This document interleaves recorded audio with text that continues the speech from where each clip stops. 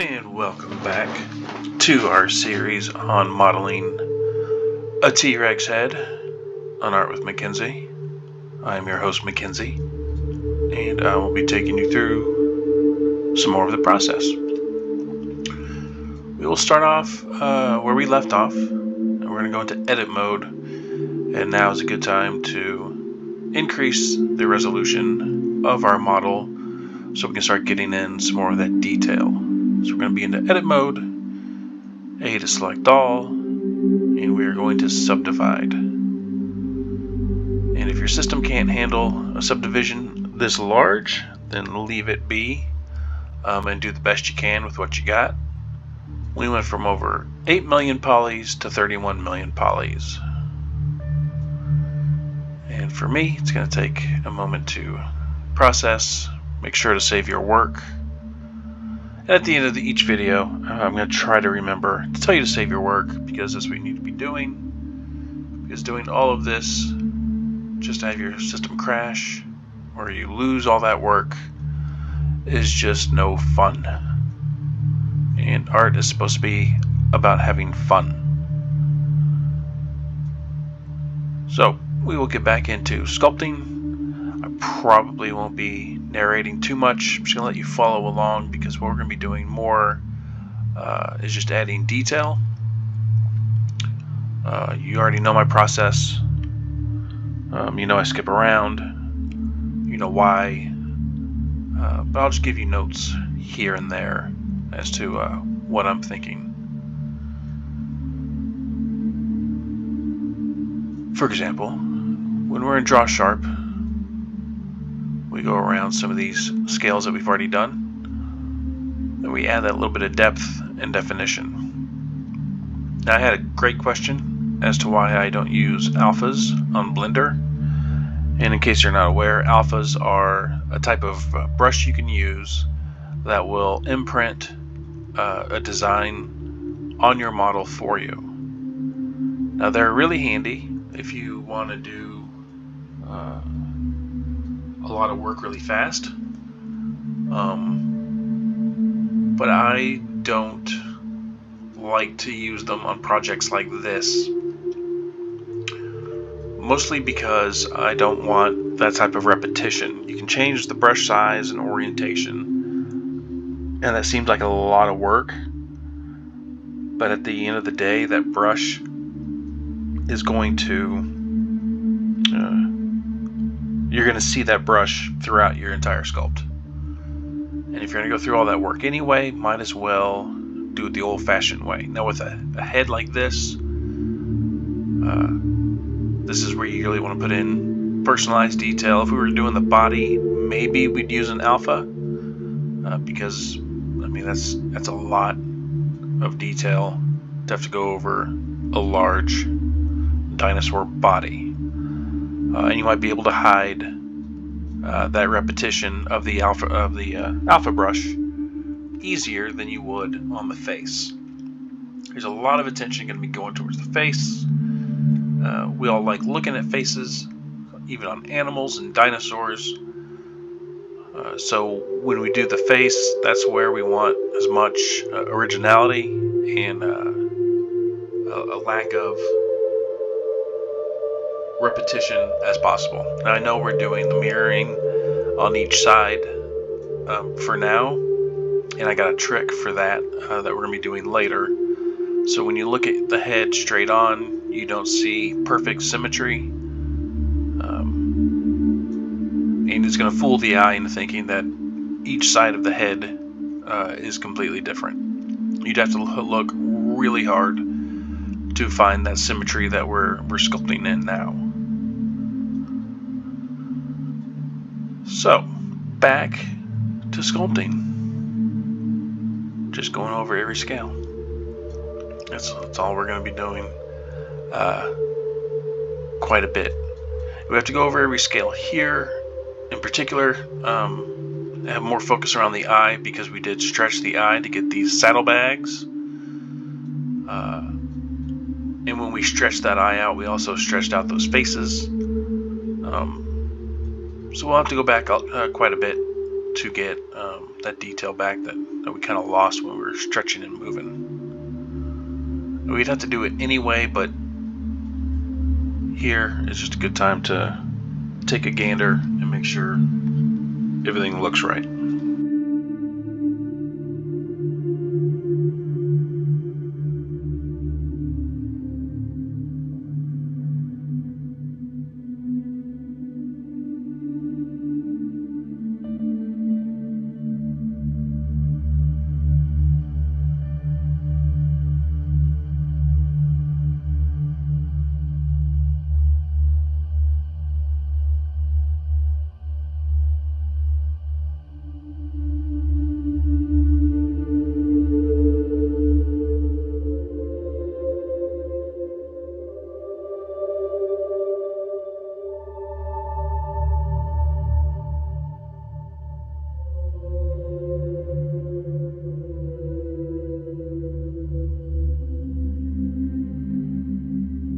And get your draw tool and some of these scales. You want to add a little bit of height, so just do a quick draw over each of them, and that'll add your definition for you.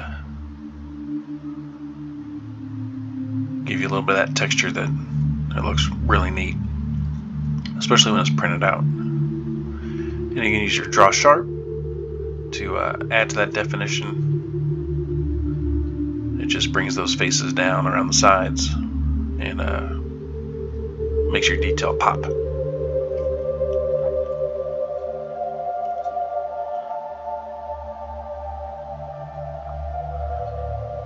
Remember to do each scale. Attention to detail is very important here. That's the difference between a noob and a pro.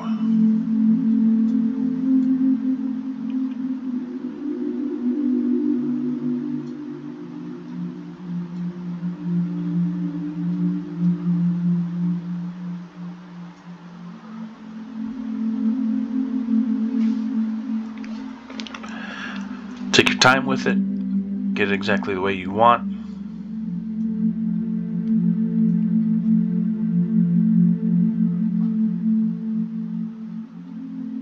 Put in your personal touches, you're putting your soul into this sculpt. You should do that with every piece of art.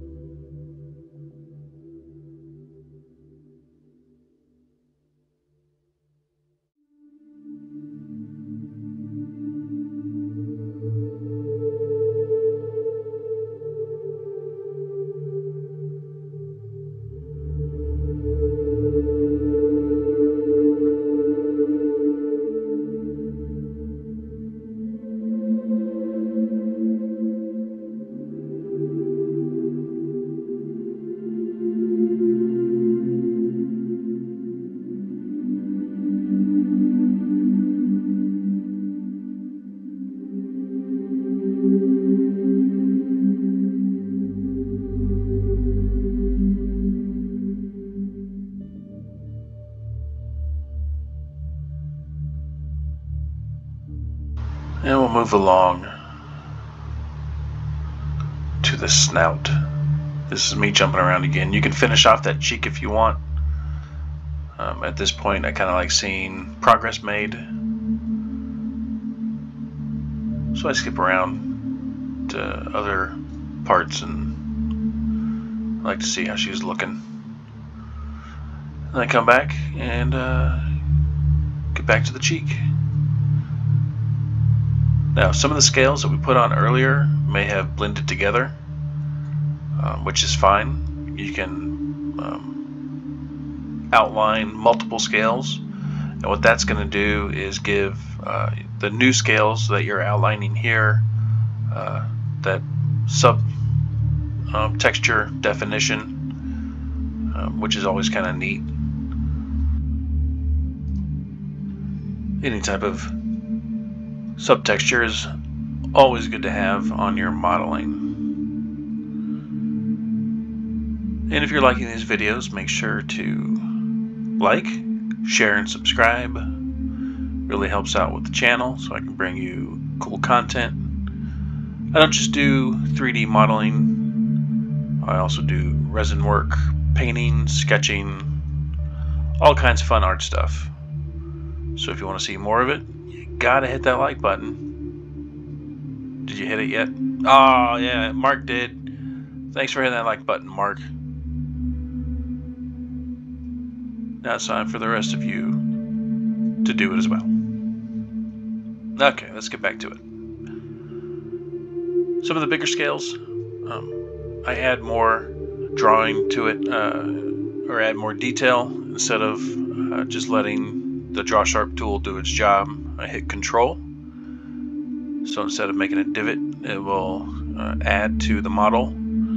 That's a good way to get quick detail on top without having to switch to your draw brush. So remember that quick little shortcut, which I have posted in the bottom right hand of the corner in case you forget. This is what we use the most. Control for giving you the opposite effect, Shift to smooth. That open bracket to make your cursor size smaller, and the close bracket to increase that cursor size. So as we go around and add this detail in, I'm going to let you have fun, and I'm going to shut up for a minute so you can enjoy this nice relaxing music that I like to listen to in all my videos.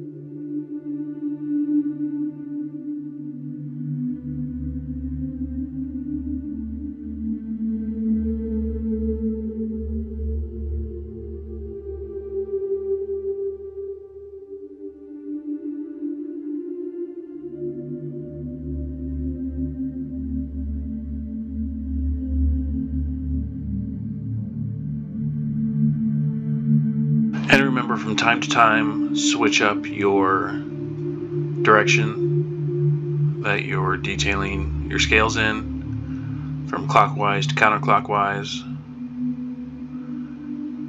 That'll help keep you from getting something that looks manufactured, and it'll look more real for you. And do your best to connect your divots, your little valleys between each one. That way the scales are side by side.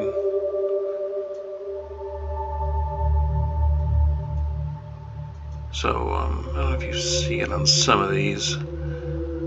I'll go outside of where I originally drew, just to have that valley in the draw sharp attached to other scales. That way they're connected.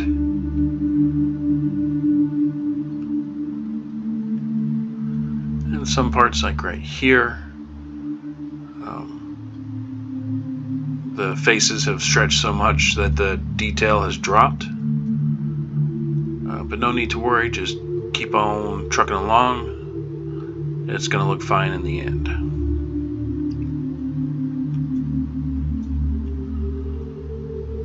And always make sure to look at your model as a whole from time to time.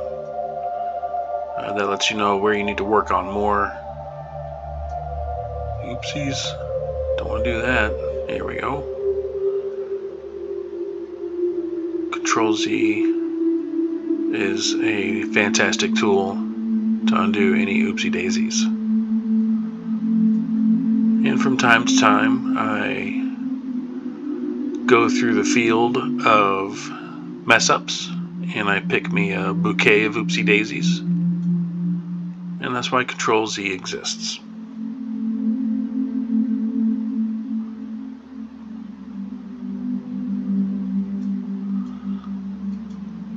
So we're going along, we're looking at it. I'm like, where she's going.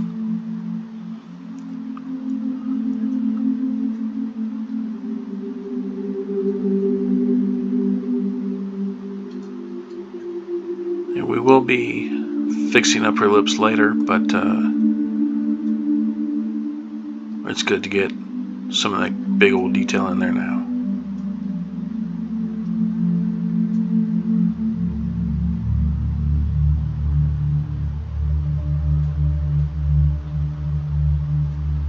I'm going to go to her nose, because the tip of her snout doesn't have much detail, and we're going to be eventually getting to that pretty soon here. And just like her eye, her nostrils open and close in case she needs to go swimming, you know, or just sniffing around. But if she does go swimming, she'll be closing up those nostrils, which means there's tiny muscles in there. Tiny muscles and movement also mean tiny scales. So we'll get all up in her boogies and add those scales in.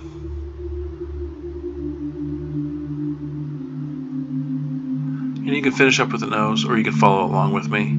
Up to you. This is your journey.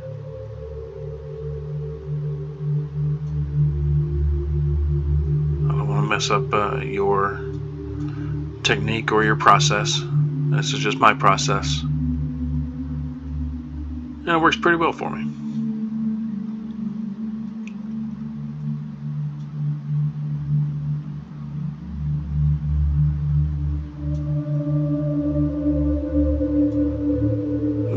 And there's the inside. It's always a fun view to look inside the head. And if you are 3D printing, a view inside the head is always good, because your infill will accommodate for everything on the inside. And for big prints like this, I use a lightning support on the, or lightning infill instead of a grid, because she's going to be cast and molded, and she doesn't need to be that strong. She just has to support the weight of some silicone rubber. So when she does get that lightning infill, it's going to go around her eye sockets and anything else in there. So if that's your technique for your 3D printing, taking a gander on the inside of your model is a good idea.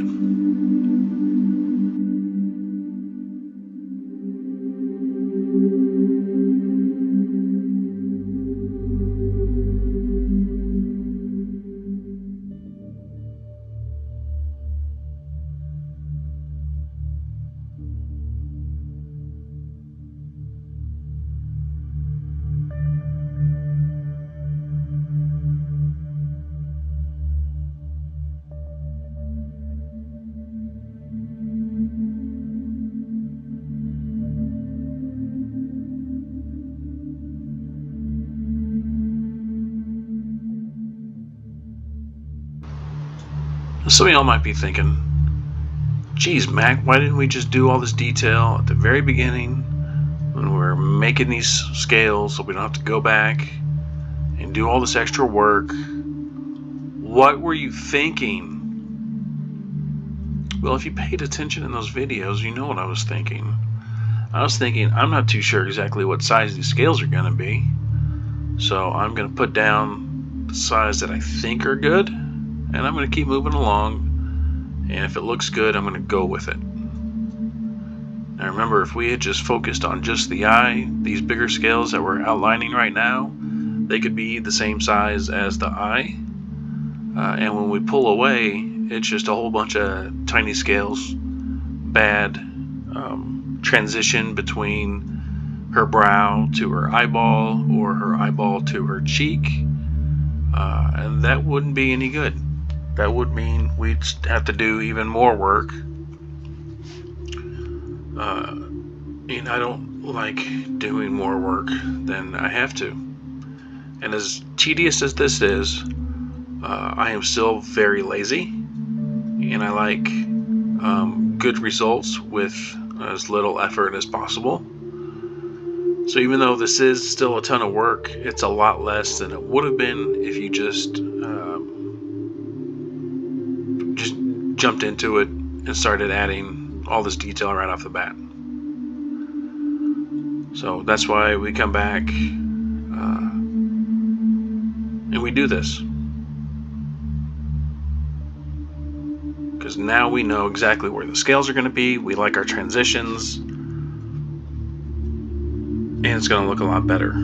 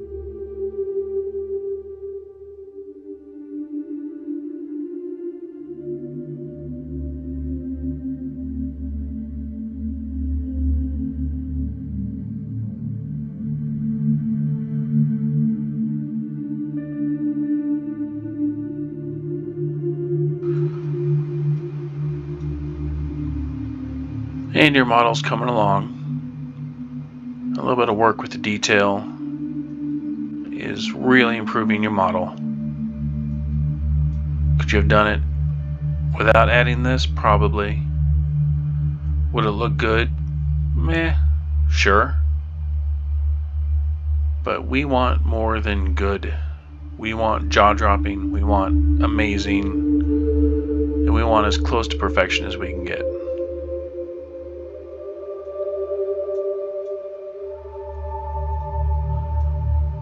You see, if I have little spots where I can add more scales, I will smooth one out and add another one. And feel free to do that with any other areas that might have empty spaces. just throw a scale in there. It will look fine.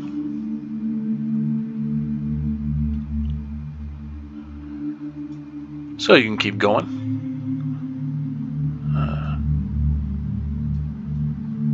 I will be putting out another video in another week. But we're going to wrap it up right around here. We're going to get back to this in the next video.